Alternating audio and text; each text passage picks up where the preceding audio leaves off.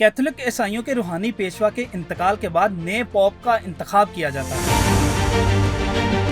Catholic church में पापा रोम के इंतखाब का तरीकाकार गुज़श्ता 800 साल से कुछ ज्यादा तब्दील नहीं हुआ, जिसे पीपल कॉन्क्लेव कहा जाता है। पीपल कॉन्क्लेव एक मखसूस किस्म का इलेक्शन है जिसमें सिर्फ कार्डिनल वोट डाल सकते हैं। कार्डिनल्स कैथोलिक चर्च में आला दर्जे के मजहबी रहनुमा होते हैं जो पोप की मशावरत करते हैं और वेटिकन की सरगर्मियों में अहम किरदार अदा करते हैं। नए पोप के इंतखाब के लिए वोट देने के लिए अहले कार्डिनल्स वेटिकन में सिस्टेन चैपल में इकट्ठे होते हैं। इस तरह ही इमारत के अंदर होने वाली तमाम कार्रवाई मुकम्मल सीगा राज में रहती है और किसी किस्म की इत्तला बाहर नहीं आने दी जाती। स्क्रूटनर्स वोटों का हिसाब रखते हैं, जबकि हर बैलेट के बाद वोट जलाए जाते हैं।